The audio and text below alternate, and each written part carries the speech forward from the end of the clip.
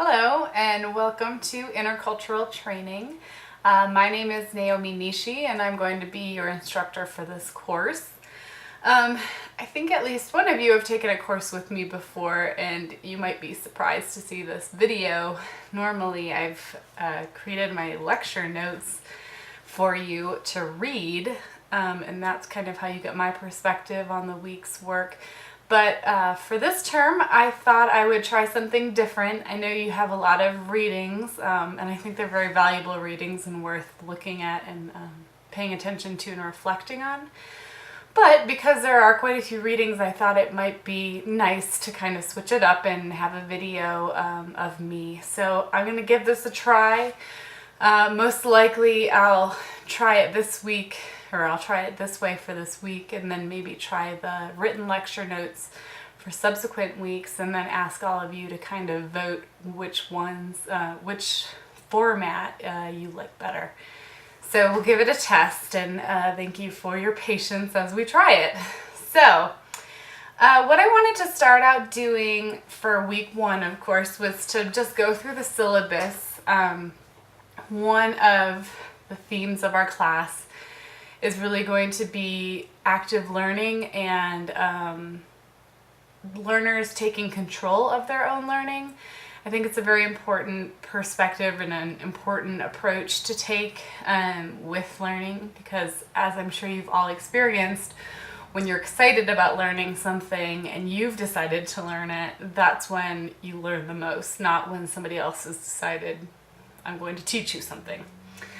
So with that said, to go over the syllabus, I really kind of framed the syllabus and the whole course under a couple of different themes. Intercultural training, as you'll read in the first chapter in our textbook. Let me show you what the text. This is our text for the course, the Handbook of Intercultural Training, so I hope you've all gotten a copy of that. But what you'll see in the chapter on the history of intercultural training is that it's a vast field. There's a lot of different areas in it. You will read the Page chapter, the Michael Page chapter, and I hope that you don't get intimidated by all of the competencies and skills that he suggests intercultural trainers have. I think we're all works in progress, and all of those competencies are important to have, but we can't expect anybody to have all of them all the time or from the start. So bear that in mind and please don't be intimidated by it. But because intercultural training is such a vast field, and this course kind of assumes that most of you don't have a lot of experience in intercultural training, I know that in our group we have a couple of different types of students. We have mostly university college students, some of which I've had in courses before, and so you have a little experience with me and intercultural communication.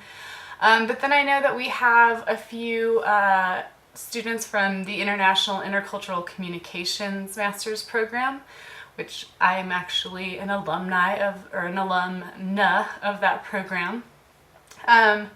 So I'm kind of assuming we have a base where you all have some experience in training or intercultural communication, or maybe both, but that experience is kind of all across the board. I'm betting that some of you have some of these competencies we're going to look at already, and some of you don't, and vice versa. So with that in mind, the way that the syllabus is split up in this course is we're really going to spend the first half of the course going over some of these core intercultural communication competencies that I think are really important to be in intercultural training, and some of the key topics that you'll probably train on. And so I guess, let's see, well, before I go into what those are, the second half of the course will really look at training design. We'll spend a little more time looking at conducting a needs assessment, really knowing your audience, and then chunking content, designing the program, setting your learning outcomes, of course, and then assessing your program. So that's kind of how I've split the course. first half looking at these cultural competencies, for lack of a better word, or some intercultural themes that we'll want to learn about or be able to train on. And then the second half will be more on training itself. Although in each piece, we'll be looking at how they apply to intercultural training. So we're not going to look at the themes alone, but rather look at these themes, learn about them, and through some of these activities that we'll talk about, you can see how you would teach them or start getting some creative ideas about how you would want to train on these different topics. And then in the second half of the class, you'll really get the tools to effectively design a program. So that covers broadly the syllabus in kind of a roundabout way. I wanted to just go through sort of the weekly themes with you, so you know kind of where we're starting, where we're going to end.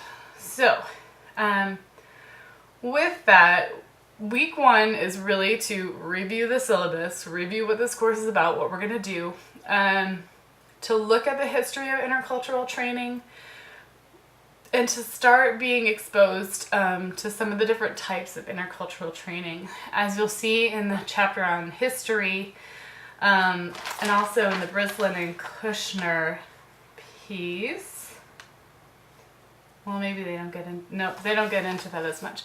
But within the history chapter, you'll see that intercultural training isn't stemming from one field. There are all these different fields, some related to the military, one strong one related to the Peace Corps, some related to human relations, anthropology.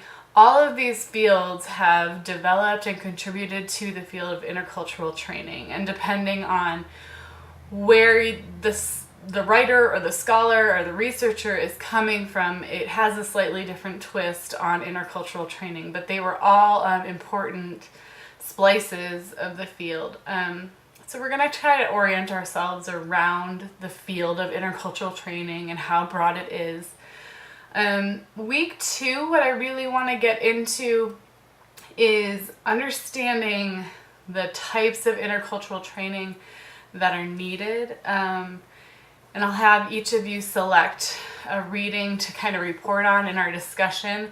But within the health field, there's a huge need for intercultural training. Within education, of course, higher ed, and K through 12, there's a need for intercultural training. Corporate intercultural training and diversity training is a whole bucket of work. And these trainings are not necessarily distinct. A lot of times you're covering some of the same themes, but they're applied very differently given the field. And not knowing yet the backgrounds of all of you, I think that you have probably in mind some ideas of where you would want to focus your particular type of training as you build in this course. So we want to have an understanding of where intercultural training can be applied. Another reason that that's important is because I think in this day and age, trainers, and especially intercultural trainers, have to specialize in an area. Not that you can't have a breadth of knowledge and be able to function in a bunch of different areas, but I think you have to be willing or able to show your client or whoever you're teaching your expertise and your focus in an area to be competitive and to really get in there. So that's some of the reasoning for looking at these different kinds of intercultural training. Week 3 is when we get into self-reflexivity. If you've taken my course before, which I know at least one of you have taken Culture and Conflict with me, you know that I am a big one for self-reflexivity. Basically, what I'm talking about when I talk about self-reflexivity is starting with self first. To teach other people about intercultural communication or to be an intercultural trainer, you have to do some deep digging to understand your own cultural starting points and how to dig. This is a very emotional area wherever you're doing training. So you have to have dealt with your intercultural starting points. We all have biases, and it's important to acknowledge what those are, recognizing we never get rid of them. We're always going to judge other people based on color, based on sex, based on sexual orientation, based on religion. We're humans and we make those choices, but we as intercultural trainers and people who are striving to be culturally competent really need to dig deep and understand what those biases are and where they stem from so that we can manage them. We can see when they're happening and say, I'm going to consciously choose not to do that.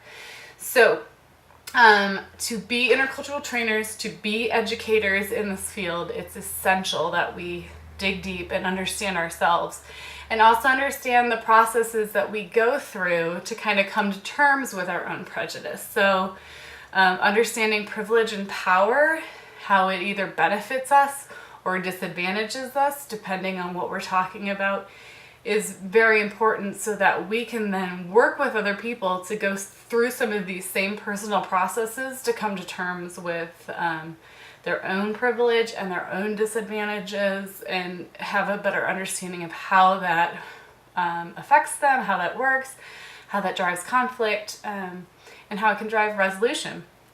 So I'm a big one on self-reflexivity, and we'll get started really digging into that week 3.